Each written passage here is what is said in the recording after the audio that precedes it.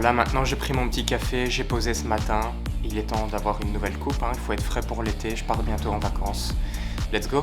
Et voici, je suis un nouvel homme. Putain, qu'est-ce que mon visage change quand je vais chez le coiffeur. C'est incroyable, je me préfère vachement mieux comme ça. Je devrais aller chez le coiffeur beaucoup plus souvent, au moins tous les 5 à 6 semaines. Parce qu'à partir de là, ça commence vachement à... Le dégradé commence à disparaître vraiment. Et là, c'est ce qui me va vraiment bien.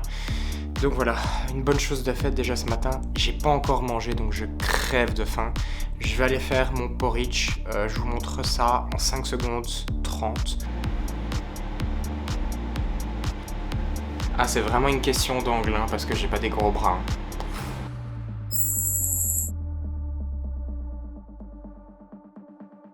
Avant ça, je vous montre juste que j'ai pris des courses. J'ai fait vraiment des mini courses. Donc j'ai pris des raisins. Filet américain 0%. Donc généralement, je mange ça avec des pâtes et je suis comme une bolognaise 0%. C'est une tuerie, franchement. Je sais pas si on voit bien, mais courgettes poivrons, la base.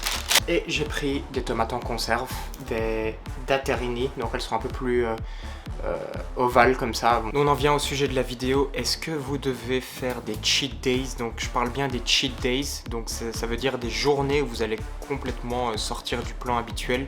Vous allez vous faire plaisir et ce pendant toute une journée. Alors mon avis là-dessus, non, ce n'est pas du tout une bonne idée. Si vous avez besoin d'incorporer des cheat days, c'est que vous n'avez pas une bonne flexibilité, vous n'avez pas un bon équilibre dans votre lifestyle, vous n'avez pas un bon équilibre. C'est-à-dire que vous vous restreignez tellement pendant la semaine que vous avez besoin d'un jour pour tout lâcher prise. Là, il y a déjà un problème. Ce genre de choses n'est pas censé arriver et pour ça, il faut trouver son propre équilibre. De plus, ce qui arrive souvent, c'est quand on fait des cheat days, en fait, on surconsomme trop de calories et ça peut vraiment ruiner vos progrès que vous avez fait pour la semaine, surtout lorsque vous êtes en période de sèche où il faut avoir un déficit calorique. Ça peut vraiment vite partir en sucette comme on dit.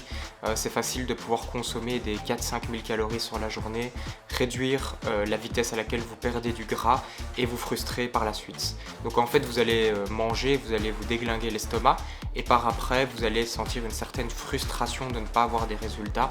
Donc je trouve que ce n'est pas très intelligent pour vous, ça ne va pas vous servir autant que vous le voudriez. Moi, ce que je vous propose, c'est d'avoir un lifestyle assez équilibré, c'est-à-dire qu'en fait, je ne considère pas un aliment comme mauvais ou bon. Tous les aliments ont leur utilité. Le but est d'avoir la gamme la plus complète au niveau nutritif, d'avoir vos vitamines, vos calories, vos protéines, vos lipides, vos glucides, etc. Et de s'écouter, de savoir s'écouter aussi. Je ne vais pas considérer par exemple un steak frites comme un cheat meal par exemple. Moi j'enlève complètement la notion de cheat meal, elle n'existe pas puisque chaque aliment a sa place dans mon équilibre. Et donc je ne vais pas labelliser un aliment comme étant bon ou mauvais. Encore une fois, la notion d'équilibre, elle est essentielle. C'est important de pouvoir profiter, de pouvoir prendre un morceau de chocolat si j'en ai envie. Le tout est que ce soit cohérent avec mes objectifs du moment également. Si je sais que je dois par exemple, je suis en sèche à 2850 calories, bien évidemment que c'est possible de me faire un steak frites, de manger 2 barres de chocolat noir. Je le fais assez souvent. Mais la majorité du temps, je sais que les aliments qui vont me servir dans mon objectif, ce seront des aliments complets, des aliments faibles en calories, qui ont beaucoup de volume. Donc par exemple les légumes, les légumineuses, les protéines maigres, les glucides, toutes sortes de glucides comme par exemple le riz, les patates. Mais je sais que ça va me servir le plus dans mon objectif, mais je sais aussi que pour mon équilibre mental notamment, consommer du chocolat, consommer des frites, c'est aussi important. Donc j'ai été coupé, le facteur a sonné. Donc en gros, c'est très important d'avoir, voilà, tous ces plats vont avoir une cohérence et rentrer dans un équilibre qui est essentiel de trouver pour vous.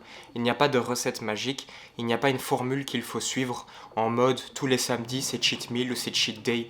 Non, moi je ne prévois pas ça. Moi c'est dans le flow du moment, je ne sais pas l'expliquer. Je démarre la semaine lundi, je ne vais pas me dire ouais, vendredi, cheat meal. Non, ça se trouve, mercredi, je vais vouloir aller peut-être au restaurant, manger quelque chose qui sort peut-être de mes habitudes, mais je ne vais pas le considérer comme un cheat meal.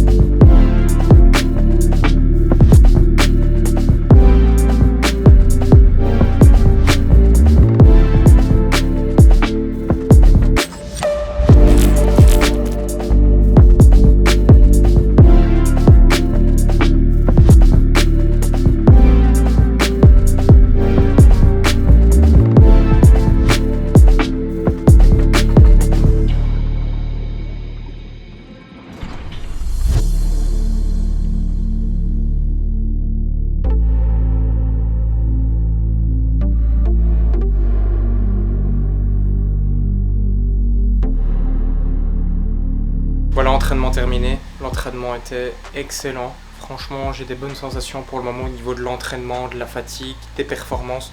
Tout se passe assez bien et j'ai beaucoup appris au cours de cette année de musculation bientôt. Donc heureusement, ouais, j'ai appris beaucoup de choses sur moi, comment je fonctionne, le nombre de séries que j'ai besoin. Et c'est quelque chose qu'on développe sur les années quand on devient vraiment plus avancé.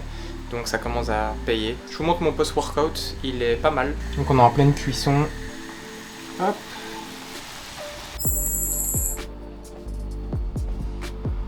Voilà, je viens de manger, j'ai pris ma douche. Maintenant, il est temps de se faire le petit café de la journée. Le deuxième, je prends actuellement 2 bons gros cafés par jour. Et pas plus pour limiter ma consommation de caféine. En tout cas, mon repas post-workout, il était quand même assez calorique. Et j'aime bien placer un bon gros repas calorique, surtout en glucides après l'entraînement. D'un point de vue de la récupération, puisqu'il y a une petite fourchette de temps juste après l'entraînement, qui est égale plus ou moins à 2 heures après l'entraînement, où le corps a une haute aptitude à prendre les glucides pour une meilleure récupération. Donc j'essaie de profiter de cette fourchette que le corps nous propose après l'entraînement pour optimiser ma récupération. Voilà, on est vraiment dans un souci d'optimisation puisque j'essaie d'optimiser chaque chose que je peux tout simplement parce que voilà, je suis un athlète. Nous voilà pour le repas du soir, je vais vous montrer ce que je mange, c'est le 3e repas de la journée. J'ai essayé d'aménager le repas aujourd'hui pour que j'ai 4 repas et donc un dessert en fin de soirée. Donc je vous montre ça tout de suite. On a donc des brochettes de poulet, du riz avec champignons et mange tout. Donc le tout ça va être très très bon, bien assaisonné avec un petit peu de sauce. Let's go! Voilà, dernier repas de la journée, c'est quelque chose d'assez léger. Je me fais du fromage blanc avec 2 galettes de riz et un peu de beurre de cacahuète. Comme ça, je suis au-dessus des 50 grammes de lipides par jour.